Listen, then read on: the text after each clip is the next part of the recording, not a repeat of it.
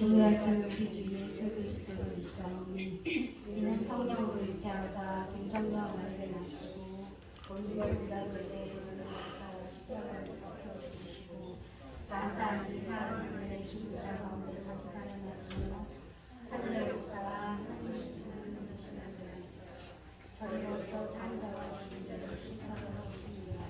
성령을 믿사오며 어떤 종교와 성도가 서로 교통하는 것과 죄를 사하주시고 몸이 다시 사는 것과 영원히 사는 것을 믿사옵나이다. 아멘.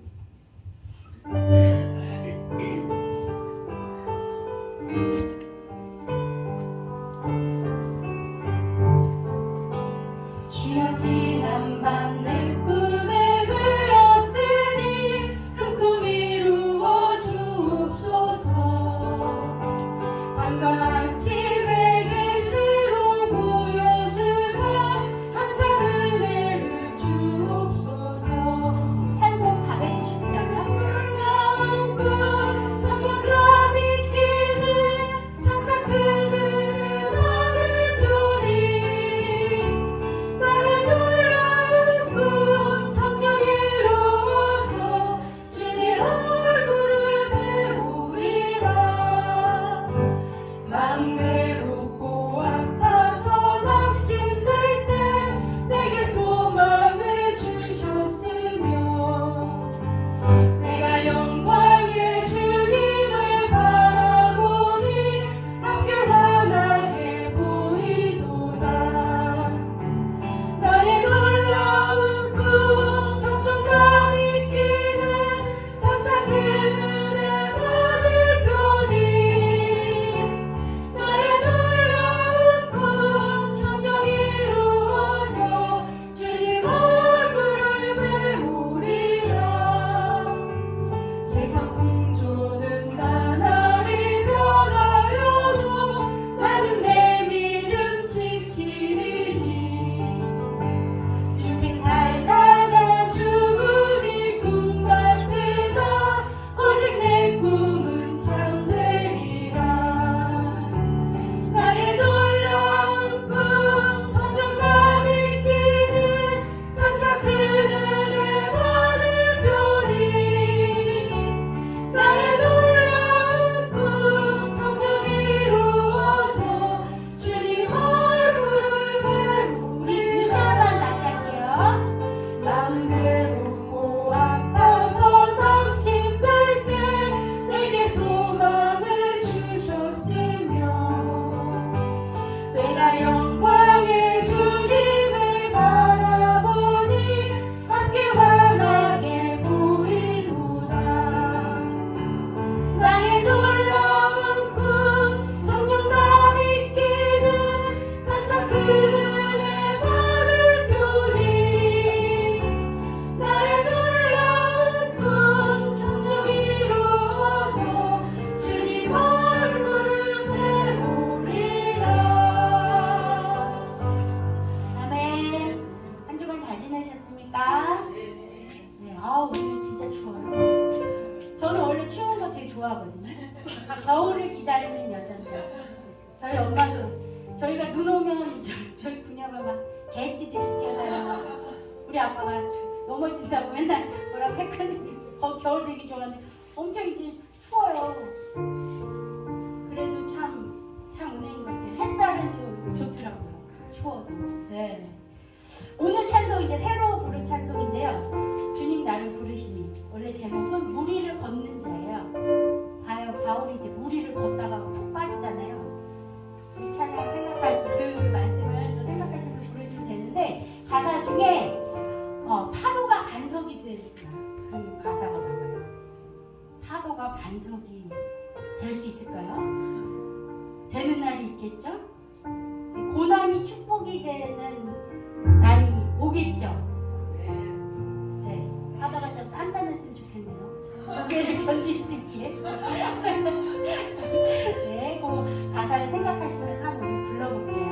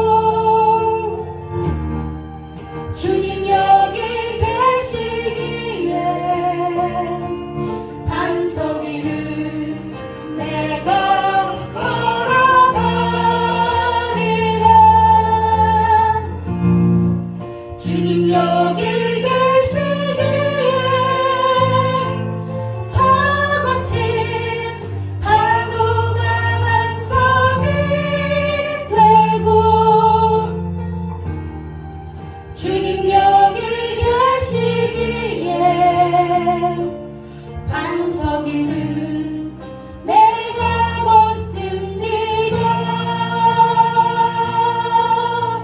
아멘.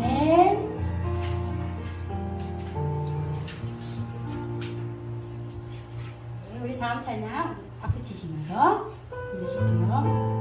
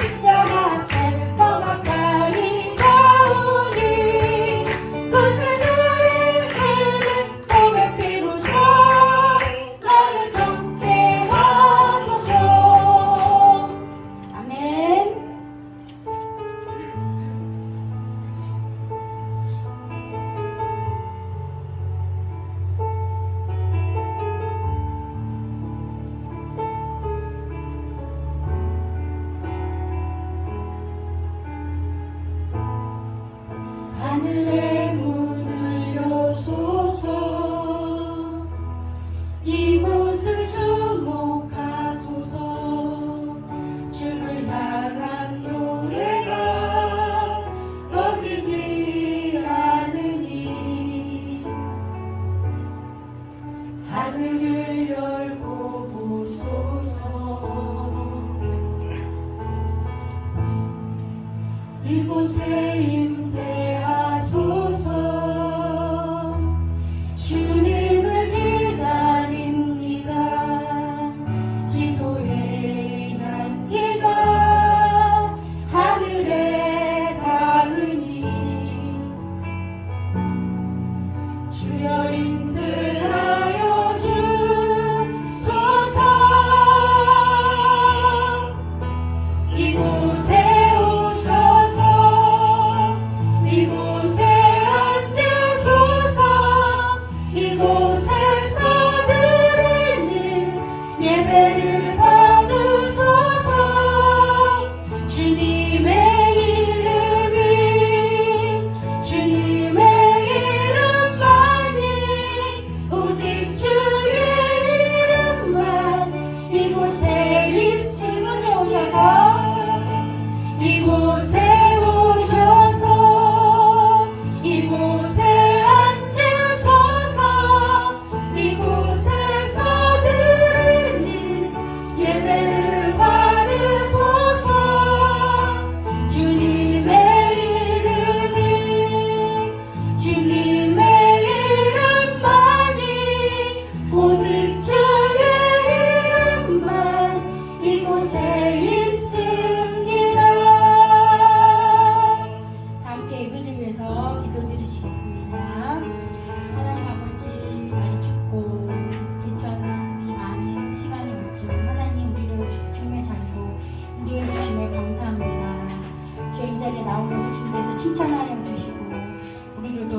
치유로 주님께서 구성하여 주실 줄 믿습니다.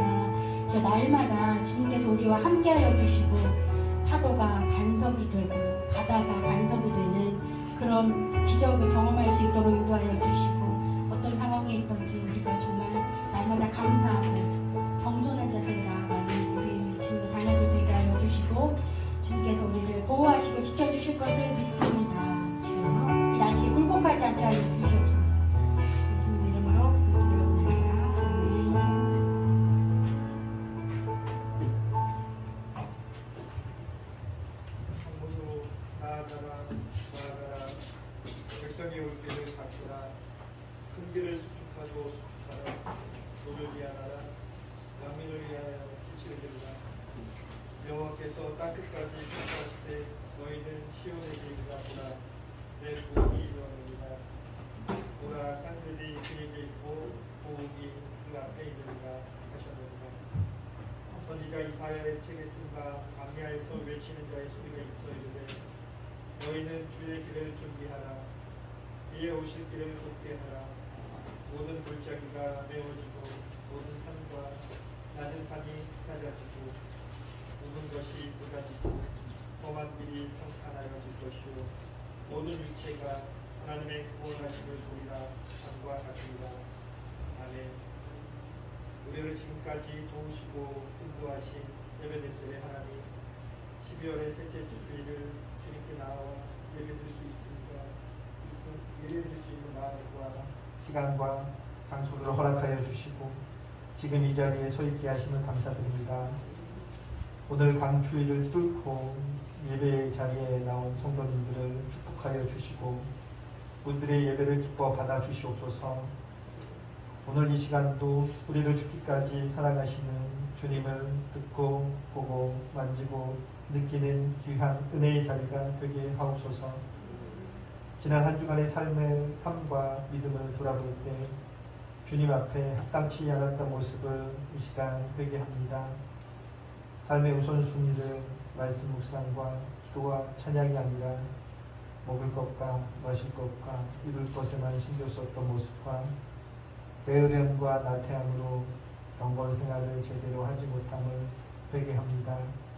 이 시간 용서하여 주시옵소서. 너희는 먼저 그의 나라와 그의 의를 구하라.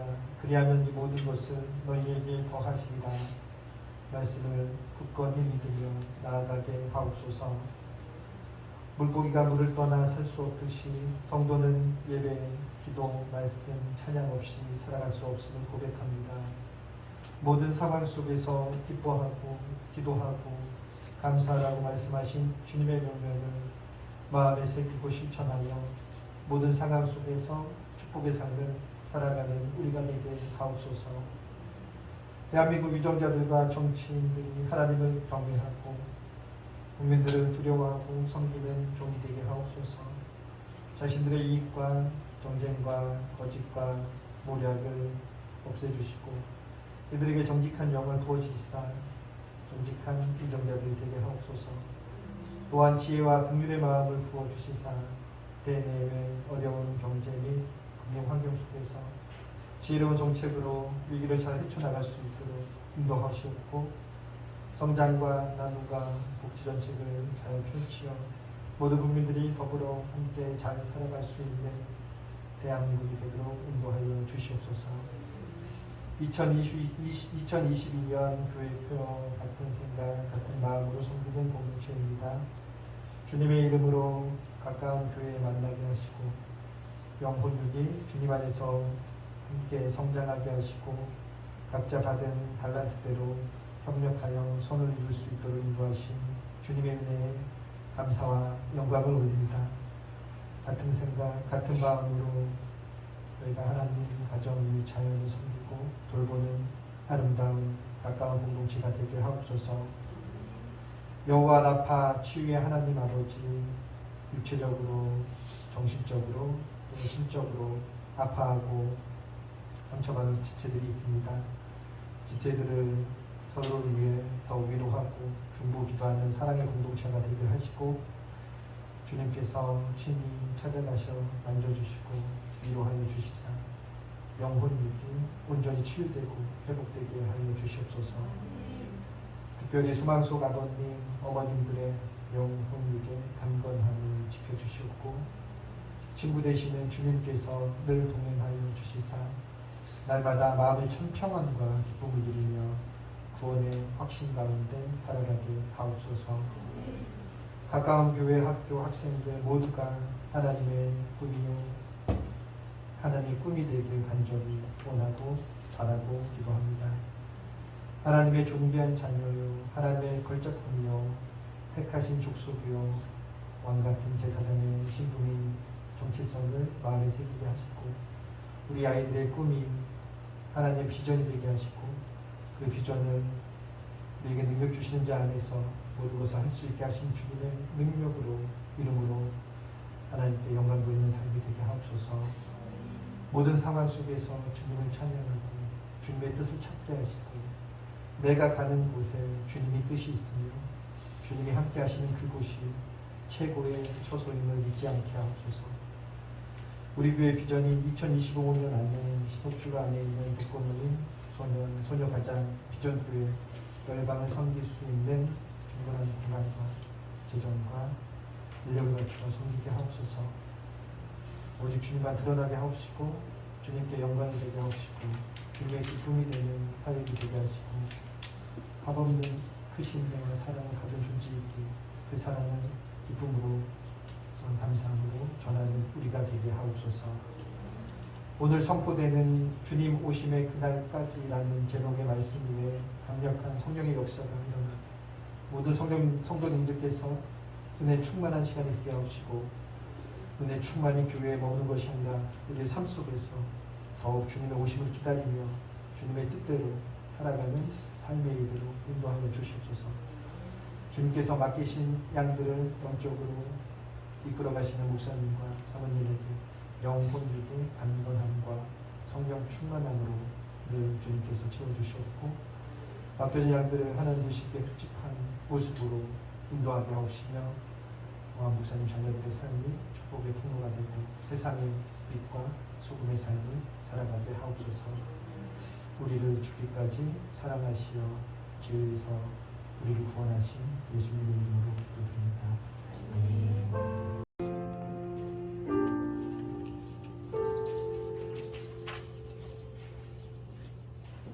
날씨가 추운데 우리 교회는 그래도 건물이 따뜻해가지고 천만 다행이죠, 그렇죠? 햇빛이 잘 들어오고 정말 감사한 것 같아요. 만나서 여러분 반갑습니다. 우리 옆에 있는 사람들과 사랑의 좀 인사 좀 나누시죠. 반갑습니다. 인사 좀 나누시죠.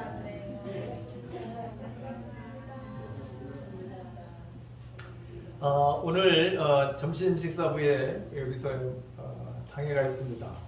참석 대상자는 18세 이상 되시는 분, 세례를 입교인들은 다 해당이 되시는 그러니까 참석을 좀 해주시기 굉장히 일찍 끝나게 될 겁니다. 너무 이렇게 길게 안 할 거니까 또 크게 뭐 보고 이렇게 하는 것도 별로 없습니다. 코로나로 인해서 하반기에 뭐 우리가 한 게 별로 없어가지고 그건 마실 테니까 참석해 주시기 바라고요. 25일 그 성탄주의 다음 주죠. 다음 주는 중고등부 청년 연합 예배로 11시에 한 번의 예배가 있습니다. 시간으로 11시 20분이 아니라 다음 주일 날은 11시입니다. 아셨죠, 어르신들? 이러면 주중에 이제 문자가 갈 테지만 11시에 예배를 드리도록 그렇게 하겠습니다. 그 성탄주일 날 우리 교회에 정말 세례식을 이걸 몇 년 만에 하는 것 같아요.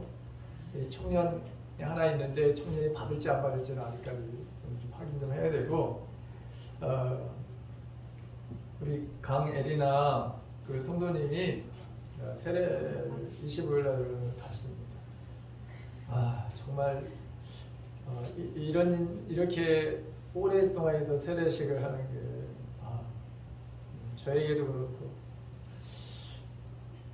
이게 당연히 세례식 1년에 2번씩은 해야 되는 그런데 이게 몇 년 만에 정말 해보는 그런 거예요. 저도 뭐랄까 참 감개무량하다랄까 이게 뭔가라고 하는 그런 느낌. 우리 교회 그래도 하나님께서 세례자를 그래도 보내주신 게 너무 감사한 그런 마음입니다. 정말 저도 짠해요. 네. 성부 영신 예배 이번에는 여러분 30일 다음 날 주일이라서 7시에 토요일 날이라서 여러분 7시에 예배 드리는데 여러분 신년 감사 예배를 드릴 때 거기다가 여러분들 기도 제목도 다 적으셔서 그래서 거기다 함께 넣으셔서 그래서 헌금과 같이 봉헌해 주시기 바랍니다. 나머지 것들은 저거를 참조해 주시기 바랍니다. 오늘 남자들 성경 공부 이게 당회가 어떻게 끝나느냐에 따라서 좀 다른 변수가 있는데 일찍 끝나고 좀 해보려고 하는데 글쎄요 어떻게 되는지 좀 한번 봅시다. 자, 우리 50장을 부르시면서 준비하실 우리 예물 하나님께 봉헌하도록 하겠습니다.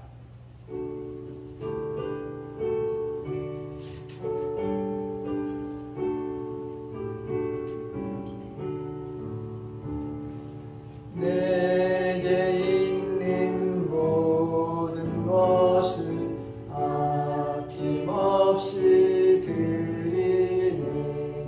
사랑하고 의지하며 주만 따라 살리라. 주께 드리네. 주께 드리네. 사랑하는 구주 앞에 모두 드리네. 아멘.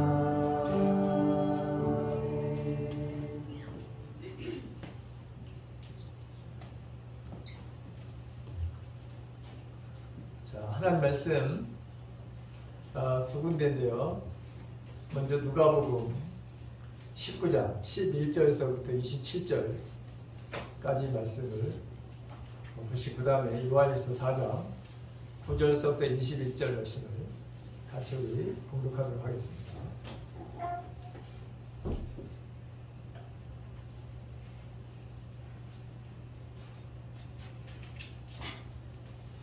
자, 11절에서부터 좀 길지만 같이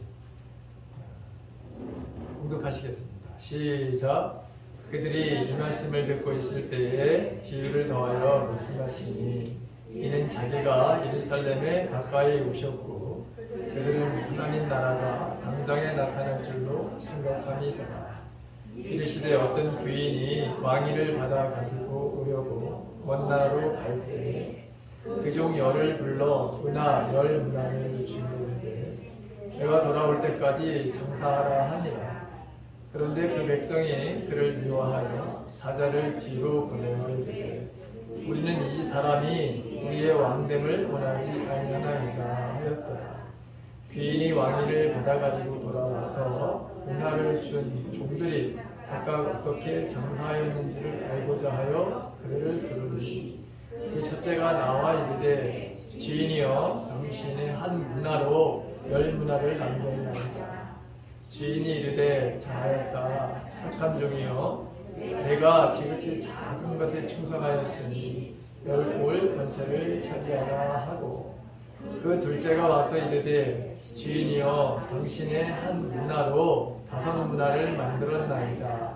주인이 그에게도 이르되 너도 5골을 차지하라 하고 또 한 사람이 와서 이르되 주인이여 부소서 당신의 한 문화가 여기 있나이다. 내가 수건으로 쌓아 두었나이다. 이는 당신이 엄한 사람인 것을 내가 무서워합니다. 당신은 두지 않은 것을 취하고 심지 않은 것을 거두나이다. 주인이 이르되 악한 종아 내가 내 말로 너를 심판하노니 너는 내가 두지 않은 것을 취하고 심지 않은 것을 거두는 엄한 사람인 줄 알았느냐. 그러면 어찌하여 내 돈을 은행에 맡기지 아니하였느냐. 그리하였으면 내가 와서 그 이자와 함께 그 돈을 찾으리라 하고 곁에 서 있는 자들에게 이르되 그 한 문화를 빼앗아 10문화 있는 자에게 주라 하니 그들이 이르되 주여 그에게 이미 10문화가 있나이다. 주인이 이르되 내가 너희에게 말하노니 그릇 있는 자는 받겠고 없는 자는 그 있는 것도 빼앗기리라. 그리고 내가 망됨을 원하지 아니하던 저 원수들을 이리로 끌어다가 내 앞에서 죽이라 하였느니라. 자, 요한일서 4장 9절서부터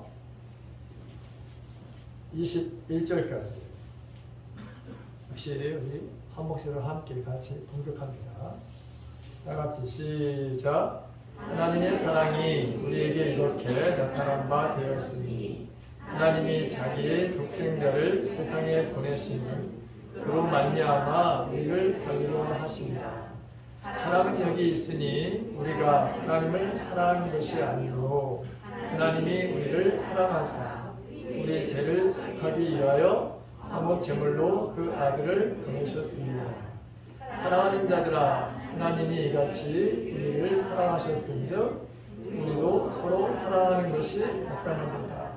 어느 때나 하나님을 본 사람이 없으되 만일 우리가 서로 사랑하면 하나님이 우리 안에 거하시고 그의 사랑이 우리 안에 온전히 이루어집니다. 그의 성령을 우리에게 주심으로 우리가 그 안에 거하고 그가 우리 안에 거하시는 줄을 아느니라. 아버지가 아들을 세상의 구주로 보내신 것을 우리가 보았고 또 증언하노니 누구든지 예수를 하나님의 아들이라 시인하면 하나님이 그의 안에 거하시고 그도 하나님 안에 거하느니라. 하나님이 우리를 사랑하시는 사랑을 우리가 알고 믿었노니 하나님은 사랑이시라. 사랑 안에 거하는 자는 하나님 안에 거하고 하나님도 그 안에 거하시느니라. 이로써 사랑이 우리에게 온전히 이루어진 것은 우리로 심판날에 담대함을 가지게 하려 하니 주께서 그러하심과 같이 우리도 이 세상에서 그러하리라. 사랑 안에는 두려움이 없고 온전한 사랑이 두려움을 내쫓나니 두려움에는 총벌이 있습니다. 두려워하는 자는 자기 사랑 안에서 이루지 못합니다. 우리가 사랑함은 그가 먼저 우리를 사랑하셨습니다. 누구든지 하나님을 사랑한다 하고 그 형제를 미워하면 이는 거짓말하는 자니 보는 바 그 형제를 사랑하지 아니하는 자는 보지 못하는 바 하나님을 사랑할 수 없느니라. 우리가 이 계명을 주께 받았나니 하나님을 사랑하는 자는 또한 그 형제를 사랑할지니라. 자, 오늘이 이제 대강절 네 번째 마지막 주일입니다. 다음 주가 성탄주일인데, 자, 오늘 본문의 말씀은 다시 오실 주님을 기다리는 우리들의 삶이, 예수를 믿는 사람들의 삶이 어떠해야 되는지를 보여주는 말씀이에요. 자, 예수 그리스도의 이 재림이라고 하는 건 그리스도인에게 있어서는 영원한 소망이죠. 정말 여러분의 소망, 우리의 영원한 소망이에요. 주님이 이 땅에 다시 오시는 것을 기다리는 것이에요. 자, 그날이 되면 예수님께서 심판의 권한을 가지고 이 땅에 다시 오실 것입니다. 자, 이 영광스러운 미래를 우리는 어떻게 준비하느냐가 정말 중요하죠. 주님이 이 땅에 다시 오시는 그 순간보다 우리는 그 재림의 시간이 이르기까지, 주님이 이 땅에 오시는 그 시간까지, 혹은 저와 여러분들은 주님이 오시기 전에 하나님의 부르심을 받을 수도 있어요. 그렇잖아요? 좀 어두운 말을 이야기이지만 과학자들은 이 세상이 곧 끝나게 될 거라고 하는 걸 여러 몇십 년 안에 이야기하는 사람도 있어요. 2050년이 안 넘어갈 거라고 그렇게 과학자들 말하는 과학자들도 엄청나게 많아요. 지구 종말이 2050년에 끝난다. 끔찍하죠? 정말 끔찍해. 그 얘기들은 진짜 끔찍해요. 근데 이대로 이렇게 지금 이대로 우리가 이렇게 살게 되면 그날에 그렇게 50년을 못 넘어간다는 거예요. 끔찍한 것도 아니고 사실은 여러분 먼 미래가 아니에요. 먼 미래에 종말이 오는 게 아니에요. 여러분들 겁주려고 하는 게 아니라 우리가 이렇게 지금 이대로 이런 모습으로 인간의 탐닉의 마음을 이렇게 산다면은 여러분 30년 안에 지구는 폭삭 망하게 된다. 여러분 끔찍한 얘기예요 사실은.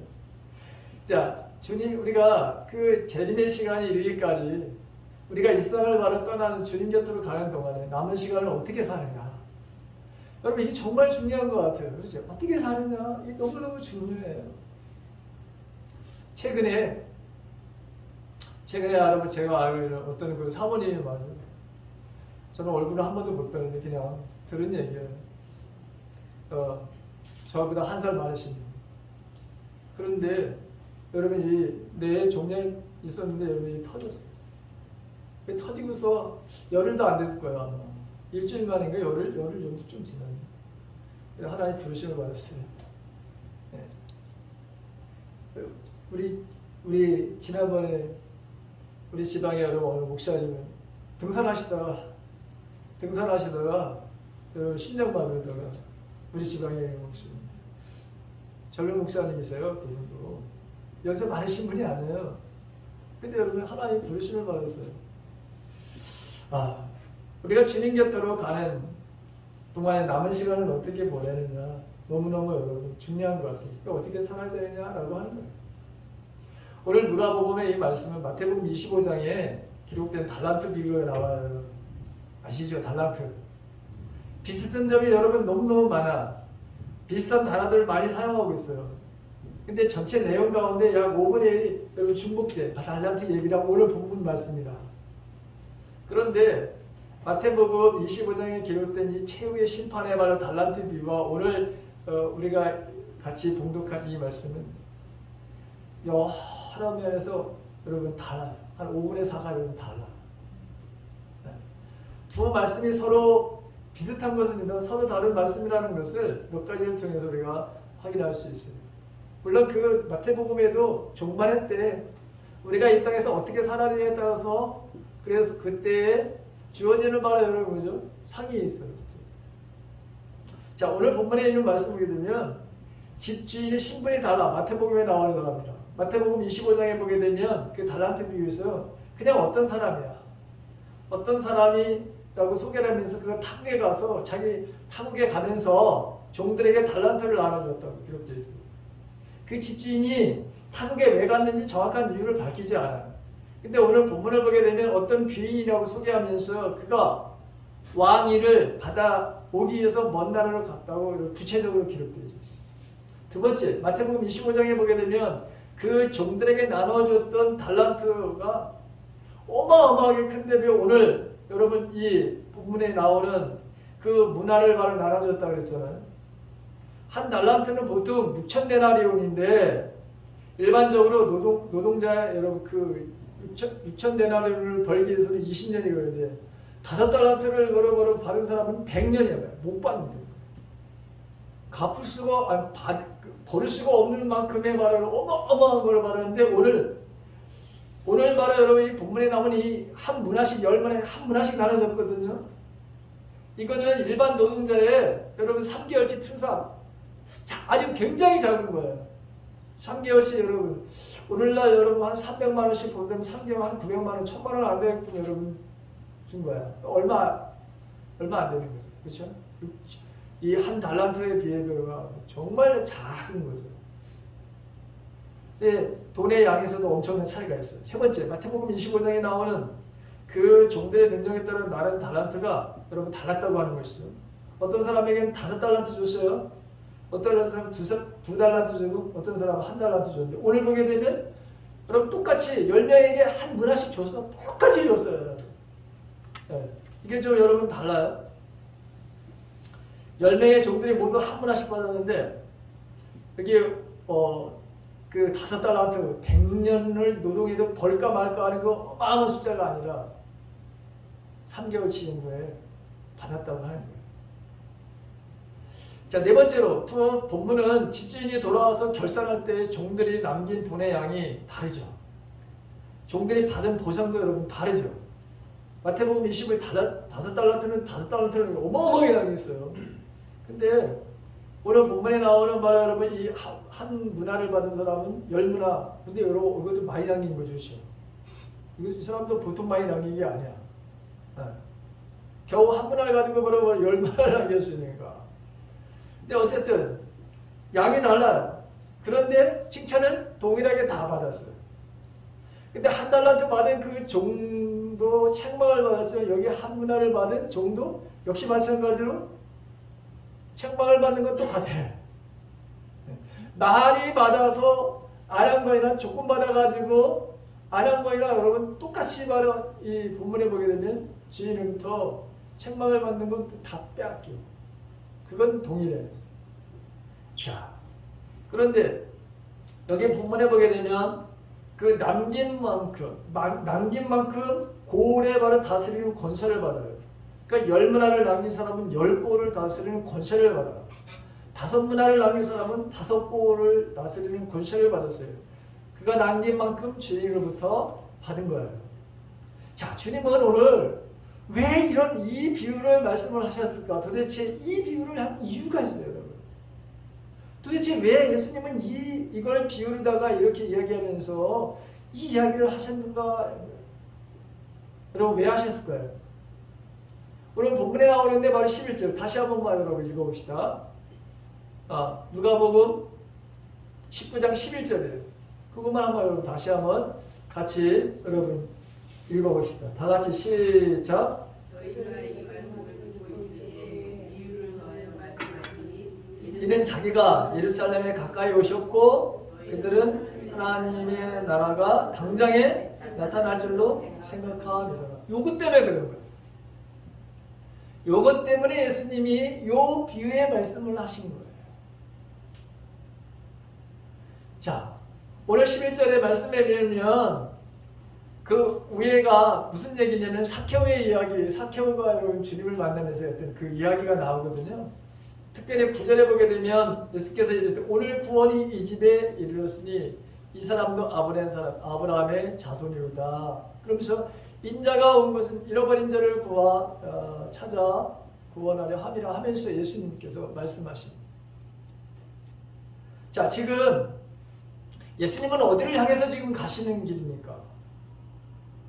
오늘 보게 되면 어디를 향해서 지금 가시죠? 거기 보면 자기가 예루살렘에 가까이 오셨고 지금 예수님이 바로 어디를 향해서 가시는 거라고요? 예루살렘에 무엇하러 가시는 길일까? 여기 죽으러 가시는 길이야. 지금 예수님은 죽으러 가시는 길인데 사람들은 어떻게 오해를 하는 거예요? 예수님이 이제 드디어 왕이 되시는구나 생각을 했던 거예요. 여기 달린 거예요, 여러분. 세상의 왕이 되시려고 지금 예루살렘으로 간다고 예수님의 제자들도 생각하고 많은 사람들이 예수님의 말씀을 들은 사람들은 그렇게 생각하는데 예수님은 정작 나는 죽으러 가는 길인데 예수님의 제자들과 이 많은 사람들은 야 드디어 이제 올 것이 왔다 생각한 거예요. 자, 어찌 보면 당연히 이렇게 생각할 수 있어요. 왜 그랬느냐? 당시 로마의 지배에 살고 있었기 때문에. 여러분 이들에게 꿈은 뭐냐? 소망은 뭐냐? 나라가 해방되는 거예요. 우리가 일제 36년 동안 지배를 받고 있을 때 우리 민족에게 있어서 그 일본의 녹을 먹는 사람들은 그렇지 않았겠지만 대부분의 우리 민족의 여러분 백성들은 꿈에도 소원은 뭐였겠어요? 해방이었겠지. 여기 일제 36년 동안 살았었던 분 없으시는 거야? 없으시죠? 단 한 분도 안 계시는 거죠? 저희 아버지 돌아가셨는데 정말 초등학교 여러분 거기 들어가가지고 다 일본어로 말해요.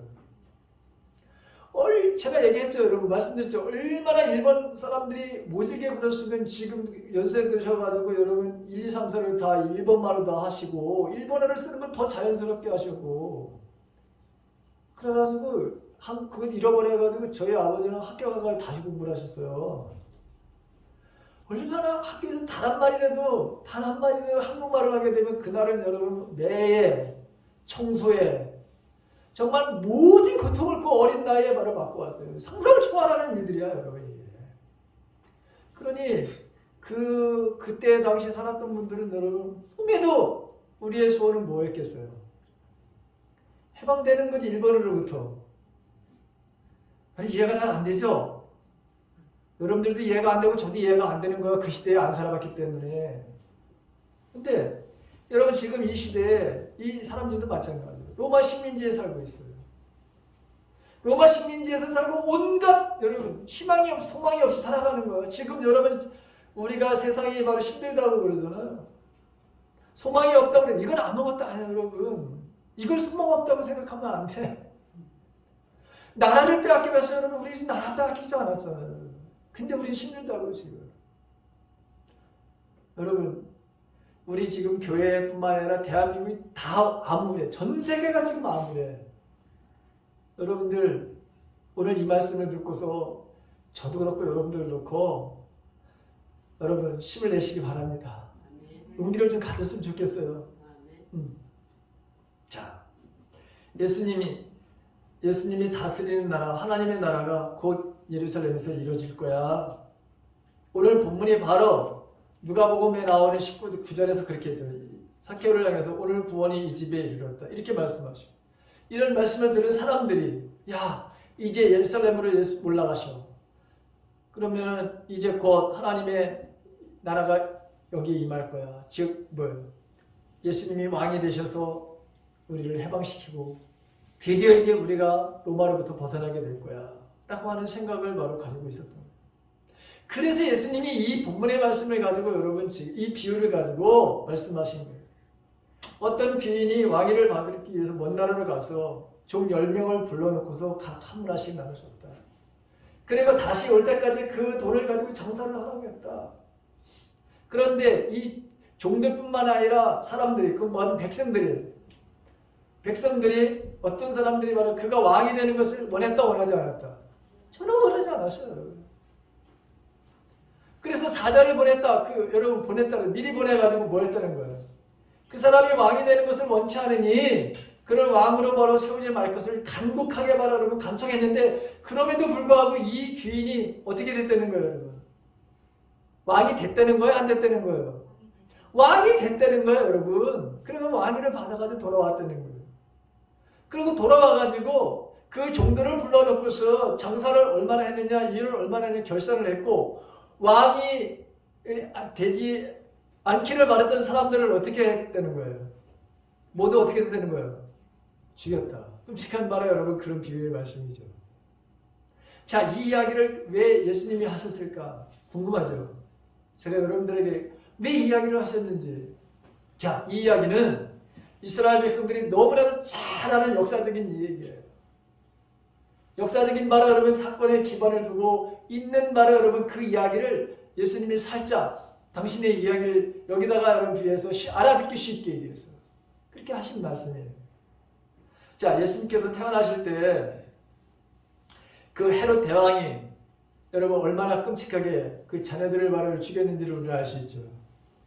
자, 이 헤롯 이 왕이 이제 자기 아들이 바로 셋이 있었는데 그 세 명에게 자기가 통치하고 있던 땅을 바로 여러분 나눠줘서 통치를 시키려고 한 거예요. 누가복음 3장에 보게 되면 헤롯이 안티파스는 갈릴리 지역의 분봉왕으로, 빌립은 이두레와 드라고니의 지방을 다스리는 분봉왕, 그리고 아켈로라고 하는 사람, 이 사람 유대 지방, 유대 여러분 그 지방의 분봉왕. 이 바로 아들에게 바로 여러분 이게 나눠서 이제 나이도 많고 자기 자식에게 바로 여러분 이제 줘야 되는 바로 상황이 벌어지게 된 거예요. 그런데 지금 누구의 통치를 받고 있는 거예요? 이스라엘이, 유대 민족이 전체가 로마. 그러면 자기가 그렇게 한다고 해서 이게 될 일이야 이게 여러분? 아니죠. 당연히 뭐예요? 로마 황제의 재간을 받아야 되죠. 그래서 이 아켈로가 아버지의 왕위를 계승하기 위해서 로마 황제에게 재간을 받기 위해서 로마를 가는 거예요. 그런데 유대 사람들이 이 아켈로가 유대 왕이 되는 것을 원했느냐? 안 원했어요. 전혀 원하지 않았어요. 아버지보다도 더 폭군이. 그러니 원하지 않았던 거죠. 그래가지고 여러분 유대인들이 50명의 사절단을 보내가지고 미리 보낸 거야. 어디로? 로마로. 이 사람이 바로 우리를 다스리는 분봉왕을 우리는 원하지 않는다. 이 사람 말고 다른 사람을 원한다. 아메소로 했는데 결국은 어떻게 됐느냐? 결국에는 이 아켈로가 로마 황제로부터 유대왕 본부왕으로 인지를 받고 여러분 돌아오게 되고 피비린내가 나는 바라 여러분 뭐예요? 자기를 반대했던 사람들을 어떻게 한 거예요? 죽이는 바라 이런 피비린내 나는 역사가 실제로 역사 속에서 일어난 거예요. 이걸 누가 잘하는 거예요, 여러분? 누가 이 역사를 잘하는 거예요?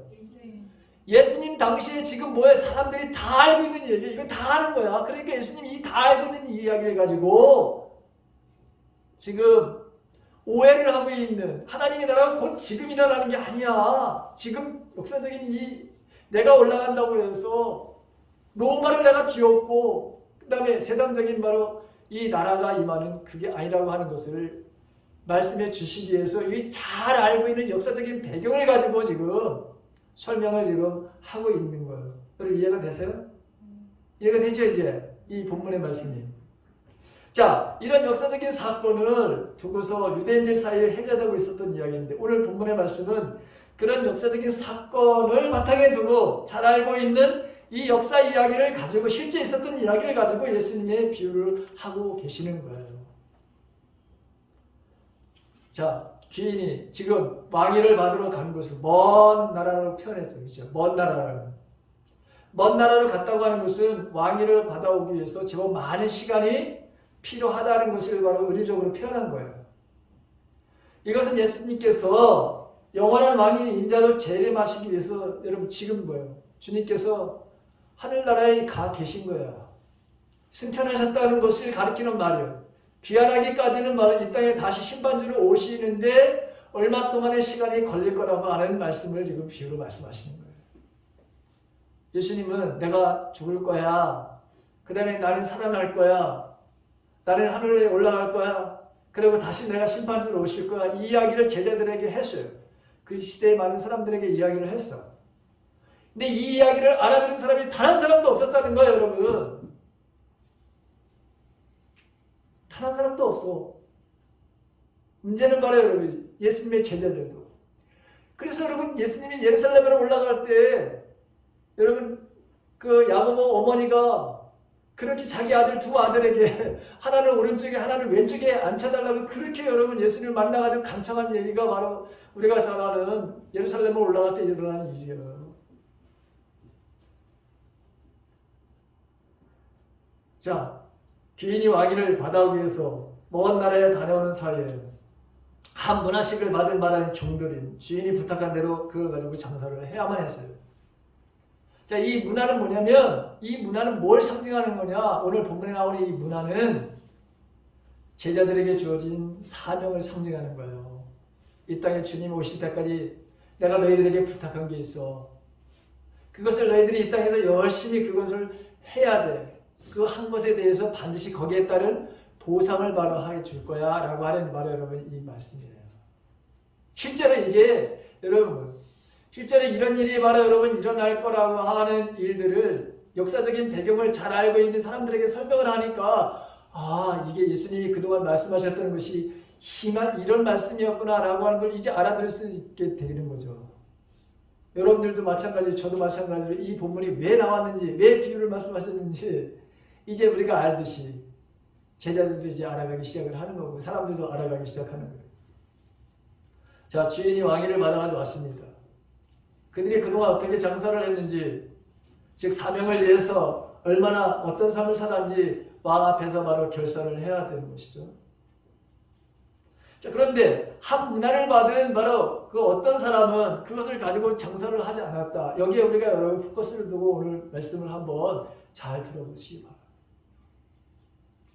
그는 그 지금 주인에게 왕위를 받아오는 그 왕에게 변명을 합니다.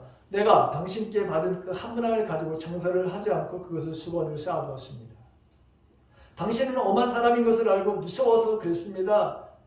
그런데 그 주인은 그 종을 향해서 뭐라고 얘기를 하죠? 악한 종이라고 얘기해요. 너는 악하다. 그리고 책망하시면서 그에게 주었던 그 한 문화를 빼앗아서 10문화를 가지고 있는 사람에게 여러분 줍니다. 자, 우리는 주인에게 책망받은 이 종의 말에서 그가 얼마나 잘못되었는지를 우리도 마찬가지 여기서 교훈을 얻어야 되는 거예요. 먼저 그는 내가 받은 한 문화를 수건에 쌓아두었다 말하죠. 이 수건이라고 하는 것은 신약성경의 부분에 헬라어로 스타리온이라고 하는 그런 단어인데, 이 스타리온 단어는 땀이죠. 땀을 흘리는 바로 수도르라고 하는 말에서 유래된 거예요. 이게 뭐냐면 손수건, 수건, 그 다음에 여러분 천이라고 하는 거예요. 천. 중동 사람들 보게 되면 먼지가 들어가고 햇빛을 바르고 해서 여러분 뭐예요? 여기다 이렇게 두르고 다니잖아요. 그렇죠? 지금도 두르고 다니잖아요. 여러분 그 사람들은. 그걸 말하는 거예요. 쌓아두었다고 하는 것은 주인으로부터 그것을 받은 이유로 줄고 수건에 쌓아두었다는 것을 의미하는데, 땀을 닦아야 될 바로 수건, 즉 햇빛을 막기 위해서 머리에 두르거나 목에 감는 바라는 천으로 장사를 하라고 분명히 열심히 뭔가 하라고 했는데, 그걸 바로 돈을 바로 쌓아두는 그 용도로다가만 바로 사용했다고 하는 거예요. 땀을 흘리며 일할 때 사용해야 될 수건을 사용하지 않았다는 거예요. 일하지 않았다는 거죠. 주인께 받은 돈만 사용하는 것이 아니라 그는 아예 땀을 흘리는 것을 거부했다는 거예요. 땀을 흘리면서 땀을 닦아내야 되는데 그 용도를 가지고 있는 수건을 가지고 겨우 돈을 쌓아두는 용도로만 바라보고 사용했다는 거예요. 즉 한마디로 말하면 맡겨진 사명을 위해서 그는 일하지 않았다는 거죠. 그래서 주인께 꾸지람만 들은 것이 아니야, 여러분. 아예 가지고 있는 모든 것을 빼앗겨요. 달란트에는 이를 갈면 슬피 우는 일이 벌어지게 되는 이런 일들이 있게 될 것이다. 여러분 성경 어디에든지 우리에게 주어진 일에 게을리해서 해도 된다 이런 말은 여러분 한 군데도 없잖아요. 우리가 뭔가 핑계를 대면서 마땅히 해야 될 일을 하지 않는다도 된다. 여러분 그런 것이 성경에는 어느 곳에도 없잖아요. 근데 주인으로부터 받은 이 한 문화를 수건에 쌓아놓았던 그 종은 왜 그랬을까? 왜 그 종은 장사를 하라고 받은 그 돈을 장사하지 않고 수건에다가 쌓아놓았을까? 왜 땀을 흘리지 않았을까? 왜 사명을 위해서 그는 일하지 않았을까? 우리는 그 이유를 그 종이 지금 이 종의 주인에게 대답하는 그 말에서 우리가 찾아볼 수 있어요. 그는 주인에게 이렇게 말합니다. 이는 당신이 엄한 사람인 것을 내가 무서워함이라 당신은 두지 않은 것을 취하고 쉬지 않은 것을 거두나이다. 이 말에서 우리는 이 종이 자신의 게으름의 바로 결과를 주인의 성품에 핑계를 대고 자신을 합리화시키는데 열중하고 있다고 하는 것을 알아야 돼요. 여러분 한번 보세요. 두 앞에 종에 대한 태도에서 볼 때 주인은 엄한 사람이 아니에요. 두지 않은 것을 취하거나 신지 않은 것을 거둬들이는 그런 파렴치한 그런 사람이 아니에요. 주인은 똑같이 한 문화를 주었어요. 남긴 이웃을 고스란히 바로 그 종들에게 주었지 그 종들을 바로 여러분 남은 것을 바로 취하지도 않았어요. 게다가 여러 고을을 다스릴 바로 여러분 권세까지 주어졌어요. 그들에게 합당한 바로 여러분 보상을 주었어요. 이 왕은 너그러운 분이고 불로소득을 원치 않은 사람이었습니다. 자신의 태도와 게으름의 잘못을 핑계대기 위해서 일부러 바로 주인을 이렇게 험담하고 있는 거예요. 주인을 바로 험담하고 있는 바로 여러분 지금 이 사람. 그래서 화가 난 바로 여러분 이 주인이 이 왕이 그래 내가 생각하는 내가 그런 사람인 줄 그래 알았다고 한다면 그러면 너는 왜 은행에 너 이자라도 취하지 않았느냐 질책을 합니다. 이 종이 불의하고 게을렀다는 것이 완전히 폭로되는 거예요. 당시에 돈을 보관하는 방법은 여러 가지가 있었는데 수건에다 쌓아두는 것이 가장 부실한 것이었대요. 가장 부실하게 가장 아무것도 안 해는 그런 대표적인 상징이 뭐냐면 수건에다가 돈을 쌓아놓아서 그냥 그걸 보관하는 것이 가장 돈을 보관하는 그 방법 중에 가장 부실한 방법인데 이걸 바로 여러분 누가 택했느냐? 이 종이 바로 그걸 택했다는 거예요. 주인의 바로 여러분 방문 앞에 종이 대답을 하나요? 하지 못하나요? 하지 못하죠. 결국 주인의 성품이 무서워서 그랬던 것이 아니라 자신의 게으름과 나태함 때문에 그랬던 것이 판명이 되었기 때문에 아무 말도 못한 거예요. 이 종은. 여러분, 여기 본문에 나오는 왕위를 가지고 온 주인은 다시 오실 예수님을 가리키는 거예요. 예수님을 가리키는 거예요. 내가 그렇게 다시 올 거야. 그런데 너희들에게 내가 가면서 사명을 줘. 너희들에게 해야 될 일을 줄 거야. 내가 올 때까지. 다른 사람들은 지금 뭐예요? 사람들이 주님이 바로 인정도 안 하잖아. 유대 사람들이 주님을 인정했던 사람들이 있지만 주님이 인정하지 않아요. 하나님의 아들이라고 인정하지 않은 사람들이 많았잖아요. 그걸 십자가에 못 박아야 된다니. 지금도 마찬가지예요, 여러분. 지금도 신앙생활하면서 예수님이 다시 오실 것을 여러분 그걸 인정하지 않는 사람들이 너무 많아요. 예수를 믿는 사람들이라고 하는 소위 기독교인이라고 하는 그리스도인이라고 하는 사람들조차도 이 사실을 망각하고 살아가요. 근데 우리 한번 생각해봐요. 저와 여러분이 과연 나는 주님이 다시 오시는 그날까지 나에게 주어진 사명을 지금 내가 잘 감당하고 있는가? 히브리서 10장 24절과 25절을 보게 되면 마지막 때가 가까울수록 사랑과 선행을 바로 서로 격려하면서 모이기에 힘써라 이렇게 말씀합니다. 나는 지금 사랑의 삶을 살고 있는 예를 들어서. 자, 우리는 주님께 다시 올 사람을 소망하며 오늘을 살아가는 사람들이에요. 저와 여러분들. 주님의 다시 오심을 기다리는 삶이란 뭐냐? 주님께서 우리에게 맡겨진 사명이란 오늘날 구체적으로 그럼 도대체 뭐냐 이거예요. 도대체 그게 뭘까? 저는 그게 바로 사랑의 삶이다. 저와 여러분들이 주님 오실 때까지 우리가 정말로 해야 될 바로 여러분 사명의 삶이라고 하면 뭐냐? 사랑의 삶이라고 하는 거예요.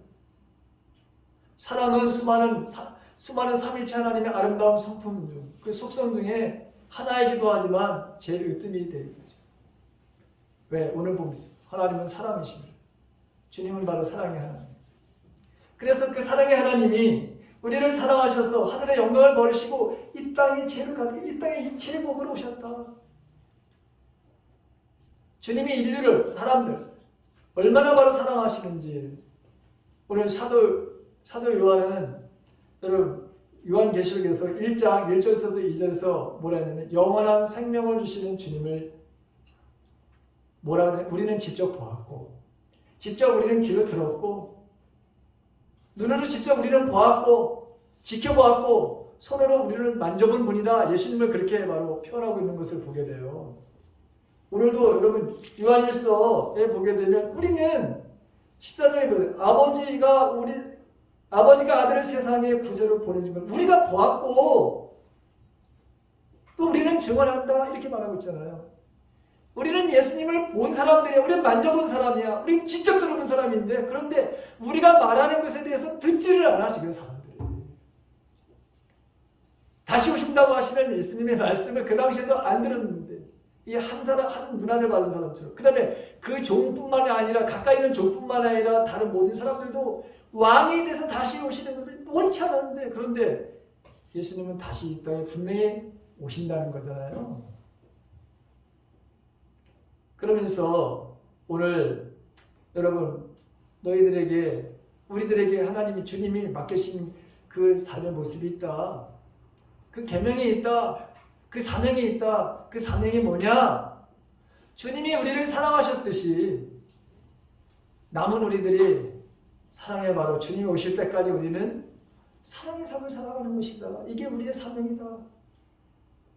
그러면서 자 하나님의 사랑이 우리에게 이렇게 드러났으니 9절서부터 보게 되면 하나님이 자기 아들을 세상에 보내셔서 우리들로 하여금 그런 말미암아 살게 해주신 것이다. 사랑은 이 사실에 있다. 하나님이 우리가 하나님을 사랑한 것이 아니라 하나님이 우리를 사랑하셔서 자기 아들을 우리에게 보내 우리 죄를 위하여 화목제물로 되게 하신 것이다. 그러면서 11절에 사랑하는 여러분 하나님께서 이렇게까지 우리를 사랑하셨으니 우리도 서로 뭐 해야 된다? 사랑해야 된다. 20절 누가 하나님을 사랑한다고 하면서 자기 형제를 미워하면 그는 거짓말쟁이다. 보이는 자기 형제 자매를 사랑하지 않는 사람은 보이지 않는 하나님을 사랑할 수가 없다. 그러면서 마지막 절에도 21절에 보니까 하나님을 사랑하는 사람은 자기 형제자매도 사랑해야 된다. 우리는 이 계명을 주님께로부터 받은 사람. 저와 여러분들이. 자, 여러분 혹시 고려 청자라든가 고려 조선 백자라든가 이런 거 실제로 여러분 박물관에 가서 여러분 보신 적 있죠?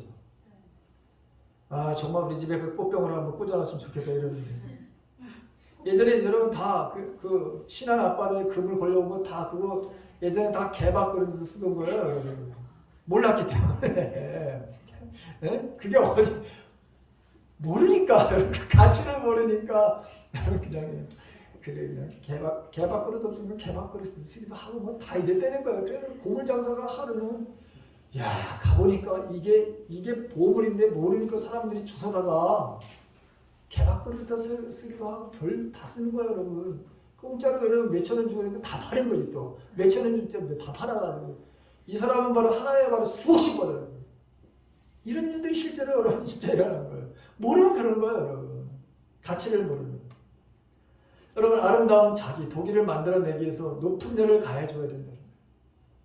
높은 온도가 그 열기가 일정 기간 동안에 바로 식지 않고 유지되기 위해서는 옛날 도공들은 불가마 앞에서 날밤을 바로 세워가면서 수고를 한 거야. 그 온도를 맞춰주고 그 온도 어느 정도 돼야 그 빛깔이 나오는 거예요. 자, 주님이 이 땅에 오심을 기다리는 삶은 마찬가지라는 거예요. 사랑의 열기가 식지 않도록 사랑의 수고를 하는 삶이라는 거예요. 사랑은 말과 혀로만 하는 것이 아니라 행함과 진실함이 있기 때문에 힘들고 어려워요. 진짜 어려워. 사랑은 진짜 어려워. 말로 하는 게 아니기 때문에 엄청나게 어려워요. 행함과 진실함으로 해야 되기 때문에 사랑의 속에는 땀이 흘려야 돼요. 여러분 땀을 지금 이 한 문화를 받았던 사람은 땀 흘리기를 얼마 안 한 거야. 그냥 수건에 쌓아둔 거 그냥 온 거야.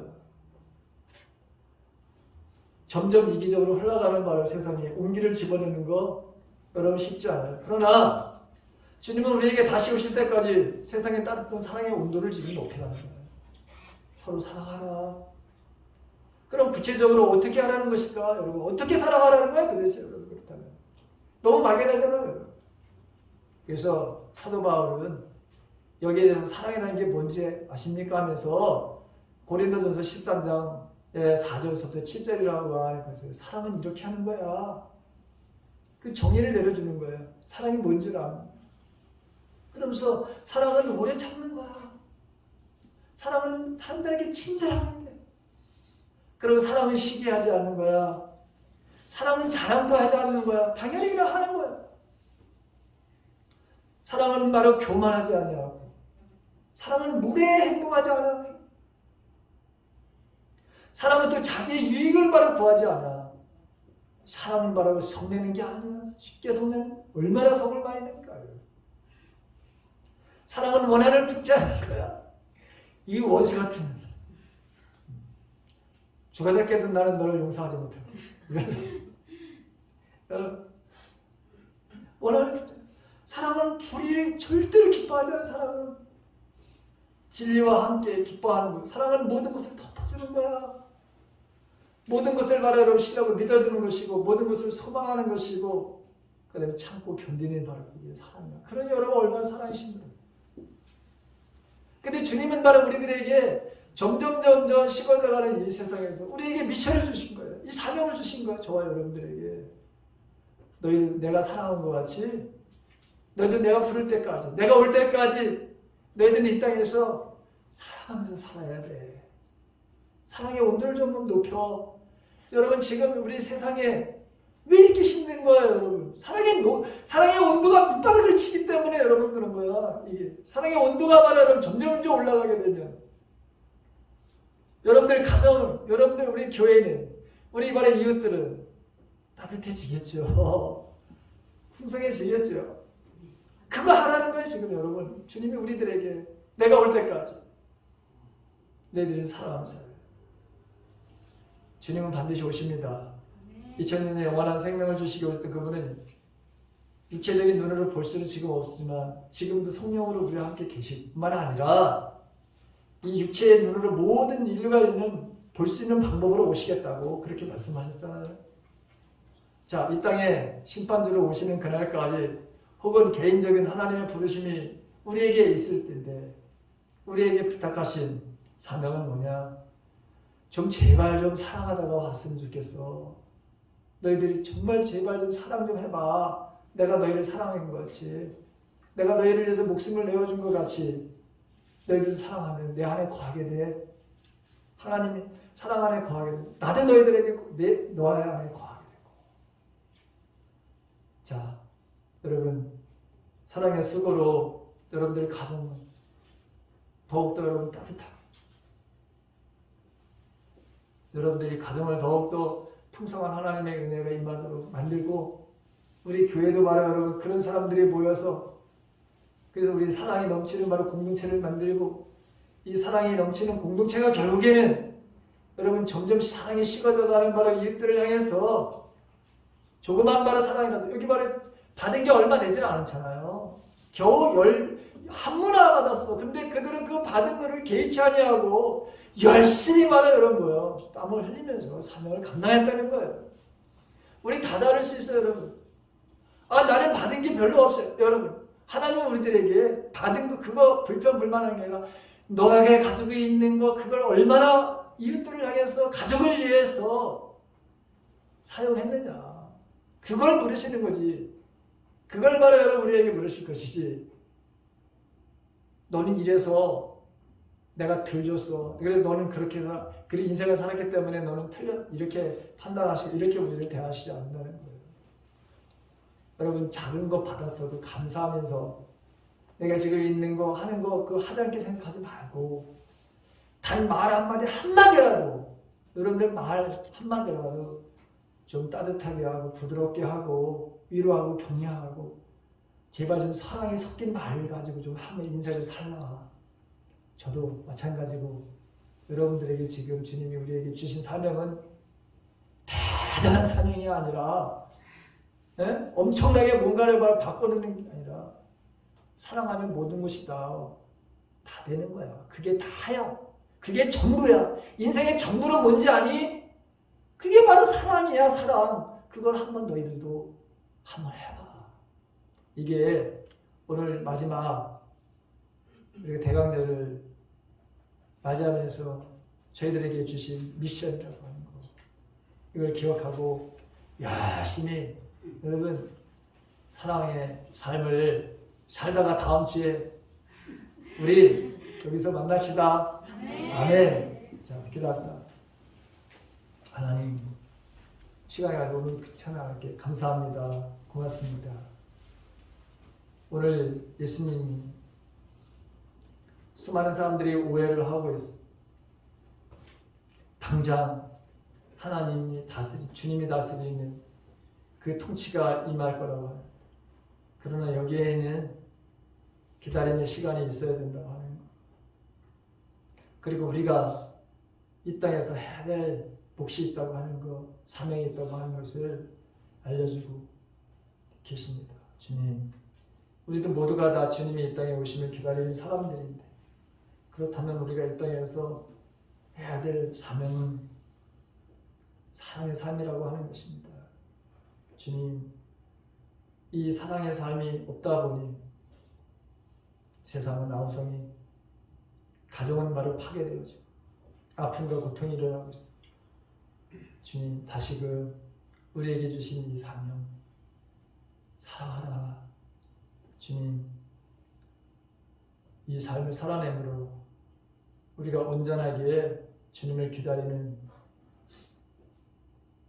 신앙의 삶을 살고 있음을, 그리고 우리로 인해서 주님 주위가 정말 따뜻해지는, 가정이 행복해지는, 자녀들이 더욱더 삶에 대한 하나님 소망을 갖고 주님 당당하게 이 어려운 이 시대를 하나님 극복해가는 힘이 사랑으로부터 얻어지도록 우리가 그런 삶에 서로 하나님 이 아름다운 주님의 뜻을 이루어가는 저희들의 삶이 되도록 축복해 주시옵소서.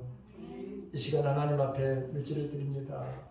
주님, 주님께서 주신 것을 드렸사오니 주님, 이런 마음을 우리를 분명히 주님은 마음의 중심을 보신 하나님이라고 했습니다. 우리가 이 땅에 살면서 복의 사람으로, 복의 통로의 사람으로 살아가는 저희의 삶이 되도록 하나님 축복해 주시옵소서. 이제는 우리 주 예수 그리스도의 은혜와 하나님의 무한하신 사랑하심과 성령님의 감화 감동 충만히 해주하시 열심히 이제 사랑의 삶을 살겠노라고 다짐하는 우리 모두에게 이제부터 영원토록 함께 계시옵기를 간절히 축원하옵나이다. 아멘.